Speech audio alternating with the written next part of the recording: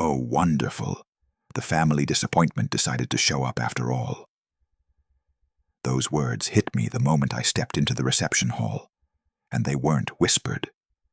Catherine Ashford, my sister's new mother-in-law, said it loud enough for half the room to hear, her champagne glass raised like she was making some kind of toast to my inadequacy.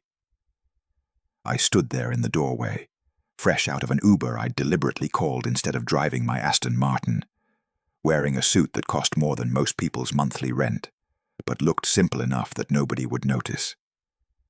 My hair was still a little messy from running my hands through it during the investor call I'd been on 20 minutes earlier, and I hadn't bothered to fix it.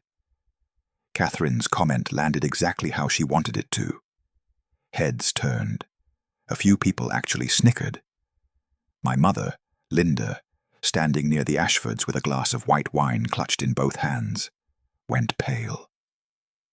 She shot me this look, this apologetic, pleading expression that somehow managed to say, "I'm sorry. And why did you have to come at the same time?" She leaned toward Catherine and said something I couldn't hear. Probably some excuse about how I'd been busy with work, how I'd tried to make it to the ceremony but couldn't. Catherine just smiled that tight, polite smile wealthy people use when they're being cruel and getting away with it. I walked further into the venue, a restored historic mansion with crystal chandeliers hanging from vaulted ceilings and marble floors that clicked under every step. Everything about this place screamed old money, the kind of elegance that's supposed to make you feel small if you don't belong. Fresh roses covered every table. A string quartet played near the dance floor. Waiters in bow ties carried trays of champagne and hors d'oeuvres that probably cost more per bite than most people's lunch. It was beautiful, I'll give them that. It was also the kind of beauty designed to remind certain people they don't measure up. My sister, Olivia, stood near the center of the room in her wedding dress, this stunning ivory gown with lace sleeves and a train that seemed to go on forever. She was talking to some bridesmaids, laughing at something one of them said, and when she saw me, her smile flickered, just for a second. Then she looked away, like she was pretending she hadn't noticed me walk in, like maybe if she ignored me long enough I'd disappear and save her the embarrassment of acknowledging the family disappointment in front of her new, important in-laws. That hurt more than Catherine's comment, if I'm being honest. My own sister couldn't even look at me. But I kept walking, kept my face neutral, because I've learned over the years that the best response to people who want to see you flinch is to give them nothing. I moved toward the bar, figuring I'd get a drink and find some corner to stand in, where I wouldn't ruin anyone's photos or conversations. That's when I saw him. Devon Ashford, the groom, Olivia's new husband. He was standing with a group of his groomsmen, all of them in matching tuxedos, all of them laughing about something, and on his left wrist, catching the light from the chandelier above, was my grandmother's watch. It was unmistakable. A vintage Patek Philippe with a cream-colored face and Roman numerals, the kind of watch that doesn't scream for attention, but quietly announces that whoever's wearing it understands what matters. My grandmother had given it to me 3 years ago, right before she died, sitting in her hospice bed holding my hand. She'd told me it belonged to my grandfather, that she'd kept it safe all these years, and that she wanted me to have it because I was the one who reminded her of him. Patient, stubborn, someone who understood that timing is everything. My mother had taken it from my apartment 6 months ago while I was traveling for work. She'd told me later, casually, over the phone, that she'd given it to Devon as a wedding gift from our family. A family heirloom, she'd called it, for the family's future success. I stared at that watch on Devon's wrist, and something cold settled in my chest. Not anger, exactly. More like clarity. Here's what none of them knew. Not Catherine with her cutting remarks. Not my mother with her embarrassed apologies. Not Olivia with her averted eyes. Not Devon with his borrowed watch. What none of them knew was that I signed their company's digital infrastructure contract 3 years ago. Every server they ran, every piece of data they stored, every transaction they processed, it all went through my systems. Through Nextech Solutions, the company I built from nothing in a one-bedroom apartment, while eating ramen and teaching myself to code at 3 in the morning. The company that was now valued at $200 million and employed 300 people across 4 offices. I was the CEO, and the Ashford family's entire business empire, all their real estate developments and investment portfolios, and carefully curated image of success, depended entirely on the digital infrastructure my company provided. Their contract was up for renewal in exactly 72 hours. Monday morning, 9 a.m. And I hadn't decided yet whether I was going to renew it. I stood near the bar watching the reception unfold, watching Olivia laugh with her bridesmaids, watching my mother smile wider than I'd seen her smile in years, and I couldn't help but think about how we got here. How the family disappointment ended up standing in a corner at his sister's wedding, while everyone celebrated the golden child, finally getting everything she deserved. It wasn't always this lopsided, or maybe it was, and I just didn't notice when I was younger. Growing up, Olivia was the easy one. Beautiful, charming, the kind of kid who made friends within 5 minutes of walking into any room. She played volleyball, got invited to every party, dated the popular guys, and made everything look effortless. I was the weird tech kid. The one who spent Friday nights in his bedroom teaching himself to code while everyone else was at football games. Family dinners were torture. My father would ask Olivia about her day, and she'd have these elaborate stories about drama with friends or some boy who liked her, and everyone would lean in, captivated. Then he'd turn to me and ask what I'd been up to, and I'd say something about a programming project I was excited about, and I could see his eyes glaze over before I finished the sentence. My mother would change the subject. Olivia would check her phone. It was like my interests didn't count as real interests, like the things I cared about weren't worth caring about. When my father died, I was 19. Heart attack, sudden, the kind of loss that restructures everything overnight. I became the man of the house by default, except I had no idea how to be the man of the house. I was a sophomore in college studying computer science, socially awkward, more comfortable with algorithms than people, and suddenly I was supposed to fill shoes I didn't even know how to lace. My mother looked at me differently after that. Not with expectation exactly, more like disappointment that I wasn't him, that I couldn't be him, that she got stuck with me instead of someone who knew how to fix things and make decisions and take charge. Olivia, meanwhile, seemed to glide through it all. She was 17, grieving, but somehow she still managed to look graceful doing it. People rallied around her. They didn't know what to do with me. After college, I took a job at a startup. Terrible pay, insane hours, the kind of place where sleeping under your desk wasn't a joke, but an actual strategy for maximizing productivity. I worked 80-hour weeks, lived on ramen and coffee, and learned everything I could about building scalable systems. My family thought I was struggling. My mother would call and ask if I needed money, her voice heavy with pity, and I'd tell her I was fine, even though I was eating the same meal 3 days in a row, because I couldn't afford anything else. But here's the thing about those years. They weren't wasted. I was building something. At 24, I left the startup and launched my own company, Nextech Solutions. It was just me and a co-founder in the beginning, working out of a cramped office space we could barely afford, cold calling potential clients, and getting rejected 90% of the time. But that other 10%? That 10% kept us alive. Our first major contract came when I was 24, a mid-sized company that needed help managing their data infrastructure. It wasn't huge, but it was validation, proof that what I'd been building actually mattered. By 26, we'd secured 3 more contracts, hired our first employees, and moved into a real office.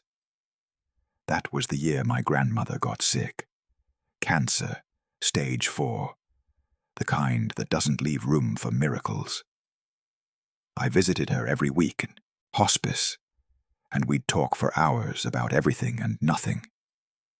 She was the only person in my family who'd ever really listened to me, who asked about my work not out of obligation, but genuine curiosity.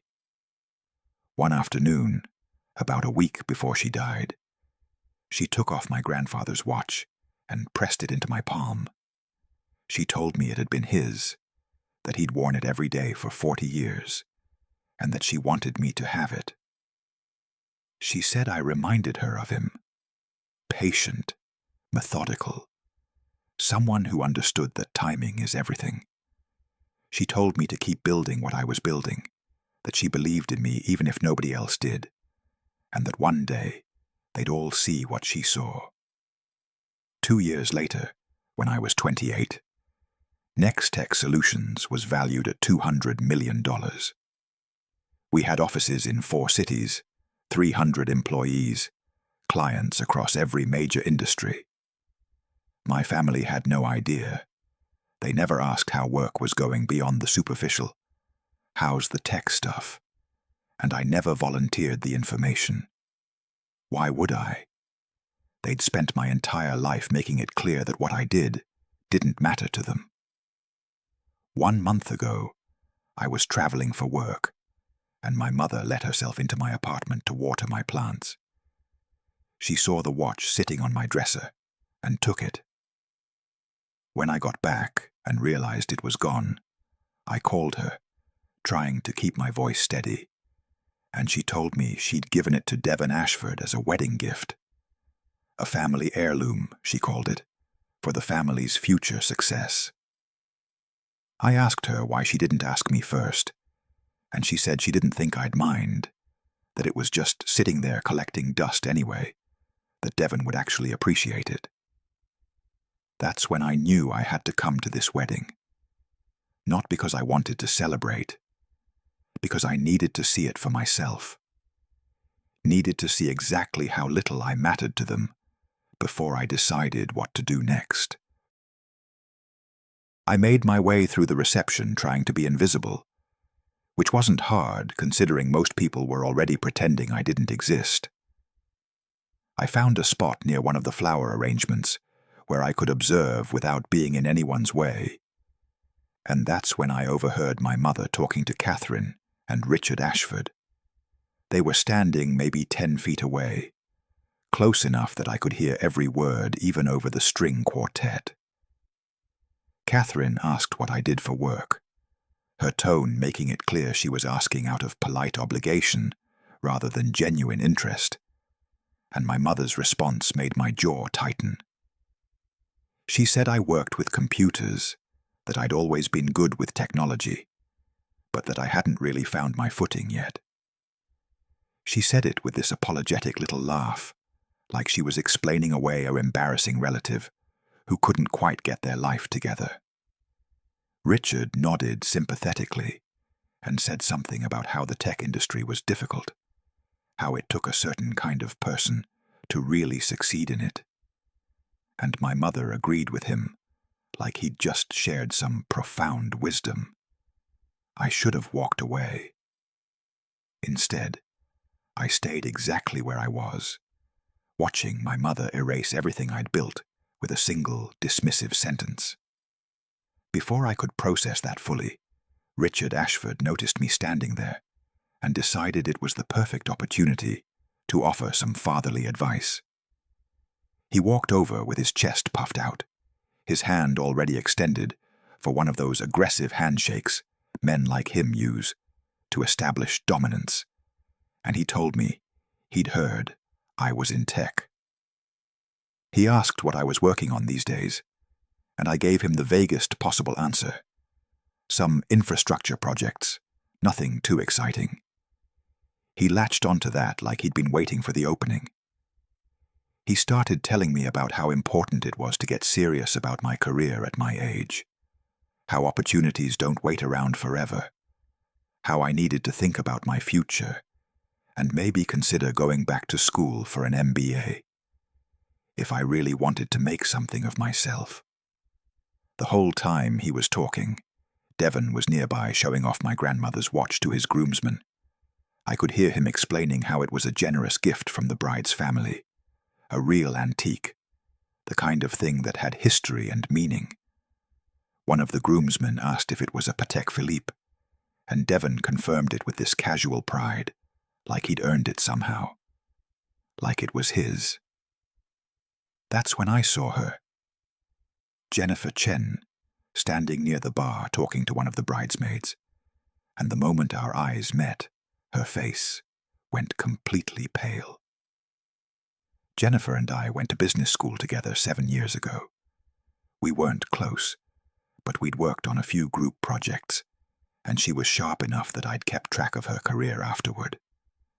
Apparently, she'd ended up as a corporate attorney, and based on her presence here, she was working for the Ashford family now. The recognition in her eyes was instant and absolute. She knew exactly who I was, what I'd built, and the fact that she was standing at a wedding where the groom's family was actively dismissing me while simultaneously depending on my company for their entire digital infrastructure. I watched her process all of this in real time, watched her eyes widen as she put the pieces together. And then, before she could move toward me or say anything, Catherine Ashford appeared at her side and pulled her away, already launching into some question about contract details. My phone buzzed in my pocket. A text from Emma, my COO. Short and to the point, like everything Emma sent. Ashford contract renewal Monday 9 a.m. They're requesting 40% price reduction. Advice? I stared at that message for a long moment, letting the implications settle. 40%. That wasn't a negotiation. It was desperation dressed up as leverage. The Ashfords were in trouble, real trouble, and they thought they could strong-arm a massive discount because switching providers midstream would be complicated and expensive. What they didn't realize was that Nextech could lose their account tomorrow and barely notice the difference in revenue. What I couldn't figure out was whether they knew who I was. The text suggested they'd done at least some research. They knew they were negotiating with someone named Marcus Reynolds. But did they connect that name to the man standing in the corner of their son's wedding reception, being lectured about getting serious with his career? I watched Richard Ashford finish his advice session and walk away, looking satisfied with himself, like he'd really helped someone today. I watched Jennifer Chen being steered toward a different conversation, her face still tight with worry. Then the speeches started. Olivia stood up at the head table, beautiful in her wedding dress, holding a microphone with practiced ease, and she thanked everyone who'd made the day possible. She thanked Devon's parents for welcoming her into their family. She thanked her bridesmaids. She thanked her mother for everything she'd sacrificed over the years. She thanked relatives I hadn't seen in a decade. She did not thank me. Didn't even mention me. And then Richard Ashford stood to give his toast, raising his glass and talking about how proud he was to welcome Olivia into their family, how the Ashfords had always believed in building strong foundations and supporting those around them, and how he was so pleased they could bring stability and success to Olivia's family. The room erupted in applause. My mother's eyes were shining with tears of gratitude, and I stood there in my corner, phone in my hand, watching the family that had overlooked me, my entire life, celebrate the people who had no idea they were toasting the man who held their entire future in his hands. I needed air. The reception hall felt like it was closing in, all that forced happiness and champagne-soaked celebration pressing against my chest until I couldn't breathe properly. I slipped through a side door that led to a stone terrace overlooking the gardens, expecting to find it empty, but voices stopped me before I stepped fully outside. Richard and Catherine Ashford were standing near the railing, their backs to the door, speaking in low tones that carried just enough for me to hear every word. I froze, one hand still on the door handle, and something told me to stay quiet and listen. Richard was saying something about the timeline, how they needed this locked down before the end of the quarter. Catherine responded that the wedding was perfect timing, that marrying Devon into Olivia's simple family was exactly the kind of strategic move they needed right now. Simple family. She said it like we were a product they'd purchased, something uncomplicated and easy to manage. Richard agreed, adding that they'd done their research and the family seemed grateful for the association, unlikely to ask difficult questions or dig too deep into the Ashford finances. He said they couldn't afford another situation like the one in Connecticut, where the bride's father had been a lawyer who'd insisted on reviewing everything.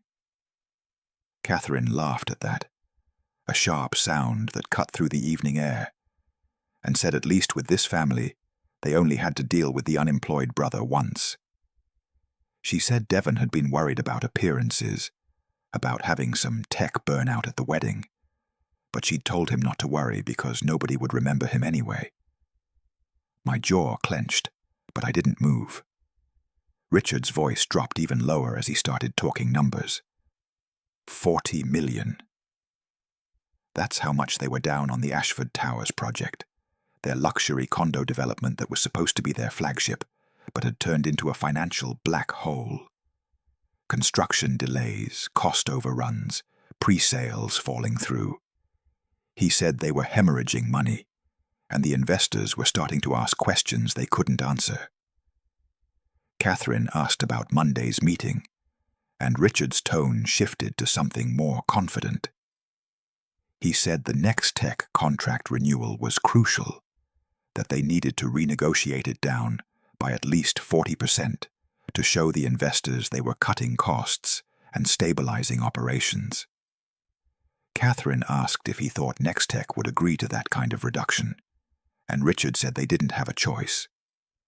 Switching providers midstream would devastate their timeline, cost them months of migration work, and they had to know that. He said they had leverage here, that Nextech needed their business just as much as the Ashfords needed the contract, and Monday's meeting was just a formality before they signed the new terms. I pulled my phone from my pocket slowly, carefully, and opened the voice recorder app. My hand was steady, even though something hot and furious was building in my chest. These people weren't just rude. They weren't just dismissive or condescending. They were con artists, and they'd targeted my sister as part of a financial strategy. Olivia, for all her golden child status and her ability to make everything look easy, had no idea she'd just married into a collapsing empire. She thought she'd found stability and success. She had no idea she was about to become collateral damage in someone else's bankruptcy. The recording captured everything. Richard's detailed explanation of their debt, Catherine's casual admission of their strategic marriage planning, their complete confidence that they could strong-arm a massive price reduction from a company they thought depended on them. I stood there listening to them discuss Monday's negotiation tactics, how Richard planned to play hardball, how he'd hint at switching providers if Nextech didn't meet their terms. And I realized something that shifted everything. This wasn't about me anymore. It wasn't about the years of being overlooked or dismissed.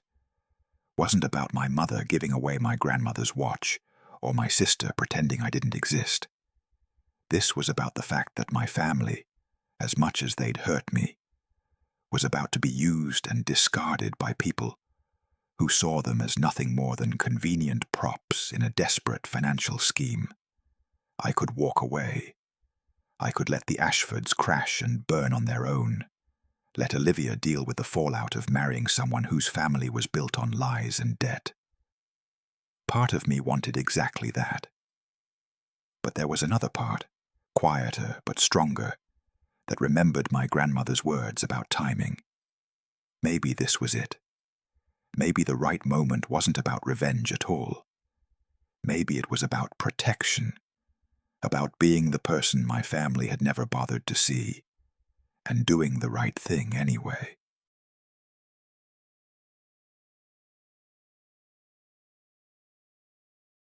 I went straight to my hotel room, one floor up from the reception, and closed the door behind me, with the kind of quiet focus that comes right before you make decisions you can't take back. The recording from the terrace was still on my phone, Richard and Catherine's voices laying out their entire scheme in perfect detail, and I knew exactly what I needed to do next. I called Emma first. My COO answered on the second ring, despite it being almost 9 on a Saturday night, which is exactly why I'd promoted her 2 years ago. I told her I needed a complete background check on Ashford properties, everything she could dig up in the next 2 hours, financial records, project histories, pending litigation, anything that painted the full picture. Emma didn't ask why I was making this request from my sister's wedding reception. She just said she'd handle it and hung up. Then I called David Kim, my attorney, who was less enthusiastic about working on a Saturday night, but too professional to say no. I explained the situation, played him the recording from the terrace, and asked what legal exposure we'd have if I chose not to renew their contract. David listened to the whole thing twice, asked a few clarifying questions about contract terms and termination clauses, and told me he'd review our agreement with Ashford Properties and call me back within an hour. I sat on the edge of the hotel bed, still in my suit, tie loosened, and waited. You'd think waiting would make me anxious, but it didn't.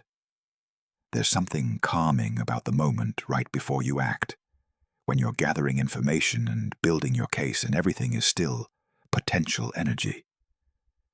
I could hear music from the reception drifting up through the floor, muffled but persistent, and I thought about Olivia down there dancing with Devon, completely unaware that the family she'd just married into was collapsing in slow motion. Emma called back first. Her report was efficient and devastating. Ashford Properties had a 15-year history of overpriced developments that consistently underdelivered. Richard Ashford's pattern was predictable. Promise luxury, pre-sell units at premium prices, cut corners during construction, deliver something mediocre, and move on before the lawsuits caught up. Their current project, Ashford Towers, was supposed to be 200 luxury condos in a prime downtown location. They'd pre-sold 160 units based on renderings and promises, collected deposits, broken ground, and then immediately run into problems. Construction financing had fallen through when banks actually looked at their books. Cost overruns were eating whatever capital they had left. Buyers were threatening lawsuits. The project was months behind schedule and bleeding money daily. Emma's voice was steady as she walked me through the numbers. The Ashfords paid Nextech $2.1 million annually for their digital infrastructure contract. It sounded like a lot until you put it in context. My company's annual revenue was $700 million. Their contract represented 0.3% of our business. Literally, a rounding error. Then Emma told me something that changed everything. She said the Ashfords had already approached 2 of our competitors about switching providers, trying to leverage better rates, and both companies had declined to even submit proposals. The Ashfords were considered high-risk clients, the kind who'd dispute invoices, delay payments, and potentially file frivolous lawsuits when things went wrong. Nobody in the industry wanted their business. David called back 20 minutes later. He'd reviewed the contract, consulted with his partners, and confirmed what I already suspected. Our agreement with Ashford Properties included a standard termination clause, allowing either party to end the relationship with 72 hours written notice. Perfectly legal, perfectly clean. But David warned me about something else. He said if we simply declined to renew on Monday, there was a chance the Ashfords would try to sue for breach of contract, or claim we'd damaged their business through sudden termination. It probably wouldn't go anywhere, but it would be expensive, time-consuming, and public. He asked if I wanted to pursue a quieter exit, maybe phase out the relationship over a few months to avoid potential litigation. I thought about that for a long moment, thought about taking the easy route, the professional route, the route that avoided drama and kept everything behind closed doors. Then I thought about Olivia walking down the aisle toward a family that had targeted her as part of a financial strategy. About my mother giving away my grandmother's watch to impress people who saw us as simple and manageable. About Richard Ashford lecturing me on getting serious with my career while his own empire crumbled around him. I told David that wouldn't work. I said the Ashfords needed to be exposed publicly, not just for my sake, but for Olivia's protection. If they went down quietly, she'd go down with them, dragged into their financial collapse without ever understanding what had happened. But if the truth came out now, before they could do more damage, she'd have a chance to extract herself. David said he understood, and asked when I planned to make my move. I looked at my watch, my grandmother's watch that I'd somehow gotten back from the hotel safe, where Devon had stored it for safekeeping during the reception. "Tomorrow morning," I told him. There was a recovery brunch scheduled for family and close friends, the perfect venue for revelations. The recovery brunch started at 10, held in the venue's restaurant with floor-to-ceiling windows that flooded everything with morning light. The atmosphere was relaxed, celebratory. All the tension from the formal wedding replaced with easy laughter and inside jokes about last night's dancing. Olivia and Devon sat at the center of the table, glowing with that particular happiness that comes the morning after your wedding, when everything still feels perfect and possible. Catherine Ashford was holding court from her seat near the head of the table, already referring to Olivia as our daughter, with this possessive warmth that made my mother beam with gratitude. I watched Linda soak it all in, the acceptance, the inclusion in this wealthy family's inner circle, and I could see how much it meant to her, how validated she felt. I was seated at the far end of the table, nearly forgotten, which was fine. It gave me space to observe without participating, to watch the dynamics play out one last time before everything changed. Richard was talking about how Olivia should really consider updating her wardrobe now that she was an Ashford, how Catherine could introduce her to their family's personal stylist, how important it was to present the right image. He said it with this benevolent smile, like he was offering helpful advice, rather than suggesting everything about her current life wasn't good enough. Olivia laughed it off gracefully, but I saw something flicker in her expression. A moment of uncertainty, maybe, or the first hint that the Ashfords' acceptance came with conditions she hadn't fully considered. Devon, to his credit, seemed genuinely kind to her. He held her hand, refilled her coffee without being asked, laughed at her jokes with real affection. It complicated things, seeing that. It would have been easier if he was awful, if I could write him off as just another player in his parents' scheme. But Devon seemed like a decent guy who'd fallen in love with my sister, and had no idea his parents had partly orchestrated the whole thing as a financial strategy. Jennifer Chen arrived late, slipping into an empty chair with an apologetic smile, and the moment she saw me, her expression shifted. She waited until there was a lull in the conversation, then leaned across the table, trying to catch my attention. She said quietly that she needed to talk to me, that there were some things I should know about Monday's meeting, that the Ashfords were planning a pretty aggressive negotiation strategy. I met her eyes and gave a small shake of my head. Whatever warning she wanted to give me, it was too late. She sat back, confused, probably wondering why I wasn't more concerned about what was coming. My phone buzzed in my pocket. I pulled it out discreetly and saw Emma's message. Just 3 words. Everything ready. Say the word. I looked around the table one more time. At my mother, laughing at something Catherine said, so grateful to be here. At Olivia, radiant in her happiness, completely unaware of what she'd married into. At Richard and Catherine, performing their roles perfectly, already making plans to reshape my sister into someone more suitable for their standards. At Devon, who genuinely seemed to love her, but came with parents who'd used her as a pawn. This was it. The last moment before I changed everything, before I stopped being invisible and showed them exactly who I was. Part of me waited for someone to look my way, to include me in the conversation, to give me some reason to reconsider. Nobody did. I was still the family disappointment, sitting at the end of the table, barely worth acknowledging. I typed out a reply to Emma. 2 words. Send it now.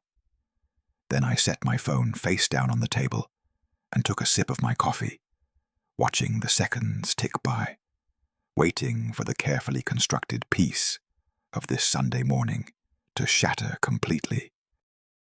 Of normal brunch conversation, of Catherine describing the resort where they were planning to take Olivia and Devon for a belated honeymoon, of my mother asking questions about European travel she'd never be able to afford herself. Then, Richard's phone buzzed. A single vibration against the table that made him glance down reflexively. His face changed immediately, color draining so fast it looked like someone had pulled a plug.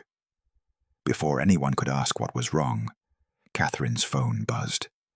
Then Devon's. All 3 of them reaching for their devices simultaneously in this perfectly synchronized movement that would have been funny if I didn't know exactly what they were reading. Catherine looked at her screen, and her hand went to her throat, pressing against the base of her neck like she couldn't get enough air.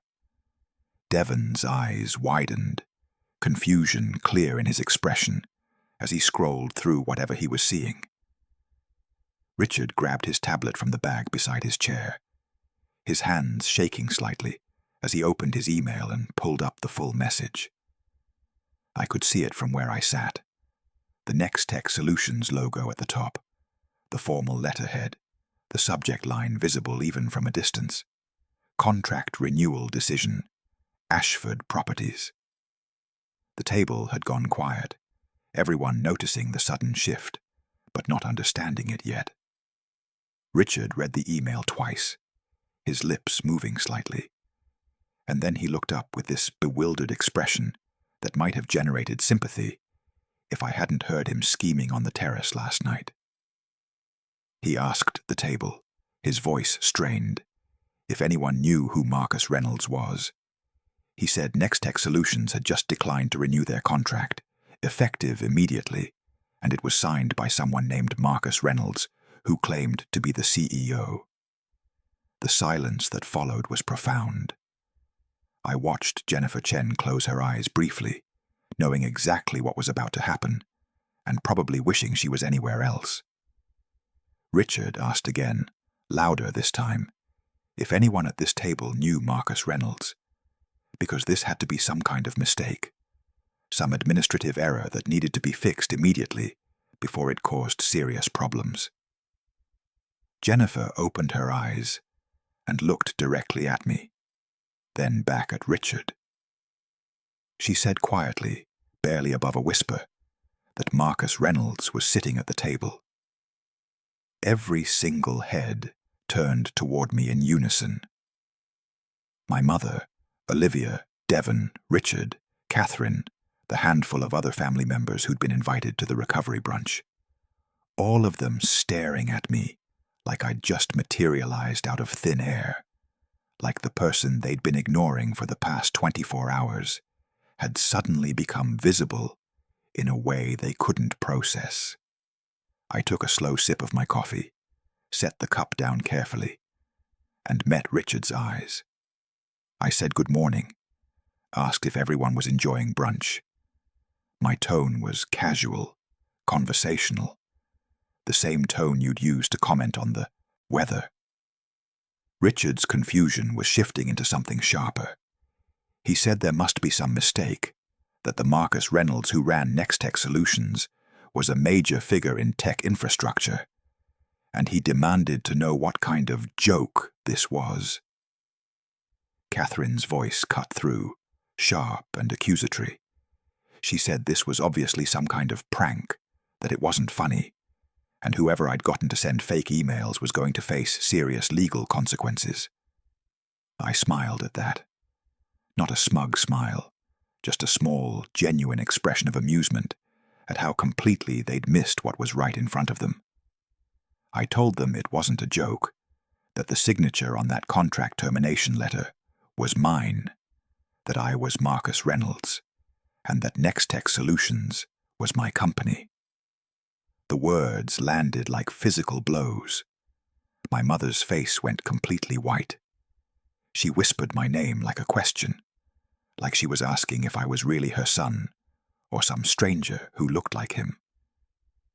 Olivia just stared, her mouth slightly open, one hand still holding her fork halfway to her plate. Devon looked between his parents and me, clearly trying to understand how the unemployed brother everyone had been dismissing was suddenly claiming to be the CEO of the company his family's entire business depended on. Richard recovered first, his businessman instincts kicking in even through the shock. He said that was impossible, that he'd been working with Nextech for 3 years and would have known if the CEO was related to Olivia. He said we'd never met, never been on a single call together, and this whole thing was absurd. I nodded, acknowledging his point. I told him he was right, we'd never met, because I didn't personally handle every client relationship in a company with 300 employees and contracts across 4 continents. I explained that his account was managed by our enterprise team, that his contract renewal would normally have been a routine decision made by my COO, and that the only reason I was personally involved now was because I'd attended my sister's wedding and overheard some very interesting conversations. Catherine demanded to know what I meant by that, her voice rising, the careful polish slipping away to reveal something harder underneath. I pulled out my phone, found the recording from last night's terrace conversation, and set it on the table between us. I said I meant that I'd heard them discussing how marrying into my sister's simple family was strategic, how they were $40 million in debt, and how they planned to strong-arm a 40% price reduction from Nextech because they thought switching providers would be too complicated for us. I asked if that was the conversation they wanted me to clarify. Richard's shock lasted about 5 seconds before it transformed into aggression. He stood up so fast his chair scraped loudly against the floor, demanding to know what I thought I was doing, threatening legal action for breach of contract, for sabotage, for whatever his lawyers could dream up. His face had gone red, all that careful businessman composure evaporating in the face of genuine panic. I stayed seated, calm, and explained that there was no breach of contract. I told him our agreement included a standard termination clause, allowing either party to end the relationship with 72 hours written notice, which I'd provided exactly as specified. I said it was perfectly legal, perfectly clean, and if he wanted to waste money on attorneys who'd tell him the same thing, that was his choice. Catherine switched tactics immediately, her voice suddenly warm and conciliatory. She said we were family now, that surely we could work something out, that there had obviously been some miscommunication, and we should sit down privately to discuss terms that worked for everyone. She reached toward me, like she was going to touch my hand, this gesture of false intimacy that made my skin crawl. I pulled my hand back and told her we weren't family. I said we would never be family, and the only reason I was having this conversation at all was because my actual sister had been caught in the middle of their scheme. Catherine's mask slipped completely then, her face hardening into something cold and calculating, and she asked what I meant by scheme. I picked up my phone from the table, found the recording I'd made on the terrace, and pressed play. Their voices filled the quiet restaurant, tinny but perfectly clear. Richard talking about the 40 million in debt, Catherine laughing about marrying Devon into a simple family that wouldn't ask questions, their discussion of how to leverage the Nextech contract, their confidence that switching providers would be too complicated for us, their casual dismissal of the unemployed brother they'd only have to deal with once. I watched the blood drain from both their faces as they heard themselves, watched them realize that every word of their private conversation had been captured and could now be used against them. But more than that, I watched Olivia, watched my sister's face crumble as she understood what she was hearing, as the implications crashed over her like a wave. Her hand went to her mouth. Tears gathered in her eyes. She turned to Devon, this look of betrayal and confusion, and he looked genuinely shocked. Not guilty, not caught, but shocked in the way someone looks when they're learning something terrible for the first time. Devon said he didn't know about any of this, his voice urgent and desperate. He looked at his parents and asked if what they were saying on the recording was true, if they'd really orchestrated his relationship with Olivia as some kind of business strategy. Richard started to speak, probably to explain or justify or spin it somehow, but I cut him off. I told the table exactly what Emma had uncovered. Ashford Properties was $40 million in debt from a failed luxury condo development called Ashford Towers. They'd pre-sold 200 units based on promises they couldn't keep, couldn't secure construction financing, and were facing multiple lawsuits from buyers who wanted their deposits back. The Nextech contract, which cost them $2.1 million annually, was the only thing keeping them looking solvent to potential investors. I explained that they'd already tried to switch to 2 different competitors, both of whom had declined their business because the Ashfords were considered high-risk clients in the industry. The contract they'd just lost wasn't leverage. It was their last lifeline. My mother finally found her voice, though it came out small and confused. She said my name like a question, then asked how I'd had this kind of success and never told them. She asked why she didn't know I ran a company, why I'd let them think I was struggling, why I'd hidden everything from my own family. The question hung there, and I felt years of accumulated hurt pressing against my chest, wanting to come out as anger or bitterness or some dramatic speech about everything they'd done wrong. but I didn't let it. I kept my voice level, controlled, and told her the truth without weaponizing it. I said I never told them because they never asked. Not once in 7 years had anyone asked what I actually did, how my company was doing, whether I needed help or advice, or just someone to talk to about the challenges I was facing. I said I was invisible to them unless I was an embarrassment, and you don't share your victories with people who've made it clear they're not interested in celebrating them. I reached into my jacket pocket and pulled out my grandmother's watch. The Patek Philippe that Devon had worn yesterday, that my mother had given away without permission, that represented the only family member who'd ever believed I could be more than the weird tech kid who didn't fit in. I set it on the table in front of my mother and explained that I'd taken it back from the hotel safe this morning, where Devon had stored it for safekeeping during the reception. I told her this watch was mine, given to me specifically by the only person in our family who bothered to see who I actually was, and she'd given it away to impress people who viewed us as simple and easy to manipulate. I said she'd taken something that meant everything to me and treated it like a disposable gift, like my inheritance and my memories and my grandmother's faith in me were all worth less than a moment of feeling accepted by wealthy people who were secretly laughing at us. My mother's face crumpled. She tried to speak, couldn't find words, tried again. But there was nothing to say that would fix what had been broken, nothing that would change the fact that she'd chosen strangers over her own son without a second thought. I stood up, pocketed the watch, and looked at Olivia. My sister sat frozen, mascara starting to run from tears she was trying not to shed. Her perfect wedding weekend demolished in the span of 10 minutes. I told her I was sorry she was caught in this, that she deserved better than being used as a pawn in someone else's financial desperation. I said when the Ashford empire collapsed, and it would collapse probably within the next few months, if she needed anything to call me.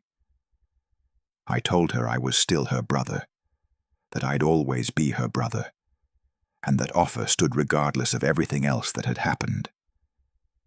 Then I walked out of that restaurant, leaving behind the family that had never wanted me and the people who'd tried to use them, carrying nothing but my grandmother's watch and the knowledge that I'd finally stopped being invisible on my own terms. I made it to the hotel lobby before my hands started shaking. Not from fear or regret, just adrenaline finally catching up with me now that the confrontation was over. I sat in one of those oversized leather chairs near the windows, watching people come and go, trying to process what had just happened. Jennifer Chen found me there about 10 minutes later. She sat down in the chair across from me without asking, and for a moment, neither of us spoke. Then she apologized for not warning me earlier, for not telling me what the Ashfords were planning. She explained she'd been bound by attorney-client privilege, that everything she knew about their financial situation came through her work representing them, and she couldn't ethically breach that confidence until their schemes crossed into potentially criminal territory. I told her I understood, that I didn't blame her, and she nodded like she'd been carrying that worry since yesterday. Then she said something that surprised me. She'd already resigned from representing the Ashfords, effective immediately. She said she couldn't work for clients who operated that way, who used people as pawns and built their business on deception. I respected that more than I could articulate.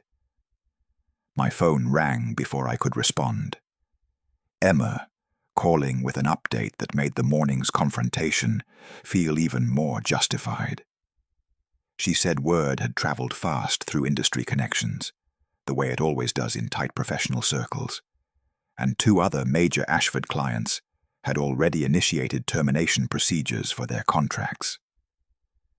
The house of cards was collapsing faster than we'd anticipated.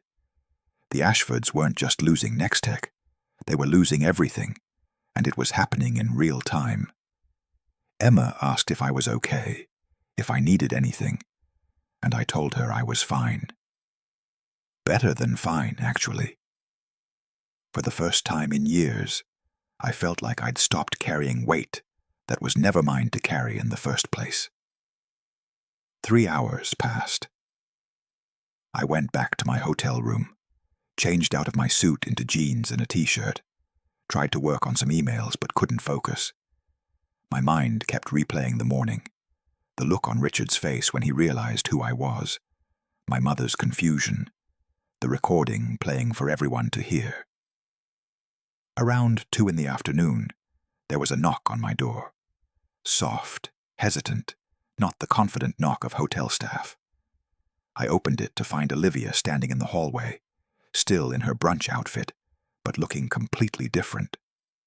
Her eyes were red and swollen from crying, her makeup mostly gone, her usual polish replaced with something raw and real.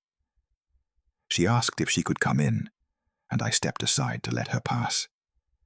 She stood in the middle of my hotel room looking lost, like she'd walked into a place she didn't recognize, and finally asked if everything I'd said was true. All of it. The company, the Ashfords' debts, the recording, everything. I pulled out my laptop and showed her the full documentation. My company portfolio with revenue numbers and client lists.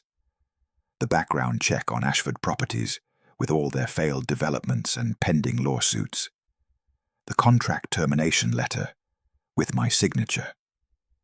Every piece of evidence that proved the brother she'd dismissed was someone she'd never bothered to actually know.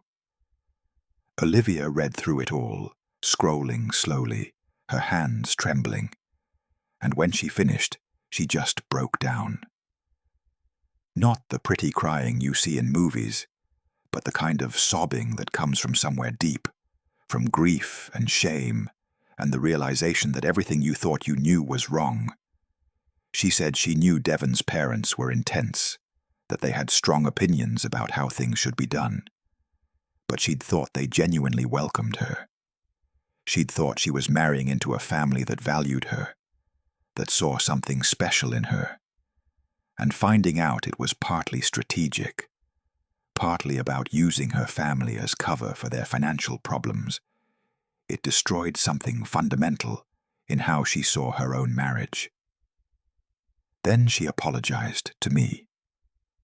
Not a quick sorry meant to smooth things over, but a real apology that acknowledged years of dismissal and embarrassment, and never once asking about my life. She said she'd been so caught up in being the golden child, in living up to everyone's expectations, that she'd never stopped to think about what it cost me to always be the disappointment. She said she was sorry for all of it, for every family dinner where my interests didn't matter, for every achievement of hers that got celebrated while mine went unnoticed, for being embarrassed by me at her own wedding. I told her I wasn't angry at her, not really. I said she'd been caught in the same system I had, just on the opposite side, and that our mother's favoritism had hurt both of us in different ways. She got the pressure of being perfect, of always having to maintain that golden image, while I got the freedom of being overlooked, which came with its own kind of pain, but also gave me space to build something entirely on my own terms. She asked about the watch then, about why it mattered so much, and I explained that grandmother had given it to me specifically, that she'd told me I reminded her of my grandfather, that it was meant to be mine. I said our mother had no right to give it away, that taking it without asking was a violation of trust I couldn't overlook. Olivia nodded, wiping her eyes, and promised she'd talk to our mother, that things needed to change in how our family operated. She asked if Devon knew about his parents' schemes, and I gave her the honest answer. I said. I thought Devon was mostly in the dark, manipulated by Richard and Catherine, the same way Olivia had been, and that his shock at brunch had seemed genuine. I told her I couldn't tell her what to do about her marriage, but that from what I'd seen, Devon actually loved her, and that was worth something, even in the middle of all this mess. Olivia said she didn't know if they'd survive this, that finding out your in-laws are con artists wasn't exactly a great foundation for a marriage, but that she needed to try because she did love him. I respected that. Before she left, she crossed the room and hugged me, a real embrace that lasted longer than any hug we'd shared since we were kids. She whispered against my shoulder that she was proud of me, that grandmother would be proud too, and for the first time in years, I believed someone in my family actually meant it. 2 months later, I was sitting in my actual office for the first time in this story. Not a hotel room or a wedding venue or some corner where I was trying to stay invisible, but the corner office on the 18th floor of Nextech headquarters with floor-to-ceiling windows overlooking the city. My desk was clean, organized, the kind of workspace that comes from years of building systems that actually work. On the credenza behind me sat framed photos of my team at our last company retreat, a signed letter from our first major client, and my grandmother's watch in a small display case where I could see it every day. The Ashford Properties collapse had made regional news: bankruptcy filing, investor lawsuits, a fraud investigation that was still ongoing. Richard and Catherine were facing criminal charges for misrepresentation and financial misconduct, the kind of charges that come with serious prison time if convicted. Their real estate empire had disintegrated in a matter of weeks once the first domino fell, each revelation leading to another, until there was nothing left but debt and legal consequences. Devon had separated himself from the family business completely. He'd taken a regular job in marketing at a mid-sized firm, working his way up from an entry-level position because his last name had become toxic in their industry. It couldn't have been easy for him, going from the son of wealthy developers to someone starting over with nothing. But from what Olivia told me, he was handling it with more grace than I would have expected. Speaking of Olivia, she and Devon were still together. They'd moved into a modest apartment, the kind of place normal people in their late 20s actually live in, and they were in marriage counseling working through everything that had happened. Their relationship had been built on genuine feelings, even if Devon's parents had ulterior motives, and they were both committed to figuring out if what they had could survive the foundation cracking underneath them. I'd had dinner with them twice in the past 2 months. Awkward didn't begin to cover it, all of us dancing around topics that were too heavy to address directly. But there was something healing about it too, about showing up and trying even when it would have been easier to walk away. Olivia was different now, more grounded, less concerned with appearances, and more focused on building something real. She'd started asking me about my work, actually listening to the answers, and I was learning that my sister was smarter and more capable than the golden child role had ever let her show. My mother had started therapy too. She'd sent me a letter about a month after the wedding, 8 pages handwritten on nice stationery, and I'd read it 3 times trying to process everything she was saying. She acknowledged how completely she'd failed me, how she'd projected her disappointments and grief onto me after my father died, how she'd favored Olivia because Olivia reminded her of easier times before loss had complicated everything. She wrote about the pressure of being a widow, of trying to raise 2 kids alone while dealing with her own unprocessed trauma, and how she'd coped by investing all her hope in Olivia while viewing me as a problem she couldn't solve. She didn't ask for forgiveness, just understanding. And there was something powerful about that restraint. We'd met for coffee once, a stilted hour in a neutral cafe where neither of us really knew how to bridge the gap between acknowledging harm and actually healing from it. She'd tried to explain why she gave away the watch, admitting she was trying to impress the Ashfords, to show she had valuable things to contribute to their wealthy family. And she hadn't considered my feelings at all. She'd asked if she could have the watch back so she could return it to me properly, some symbolic gesture of making amends. And I'd told her no. I already had it. The gesture mattered less now than her acknowledgement that she'd been wrong.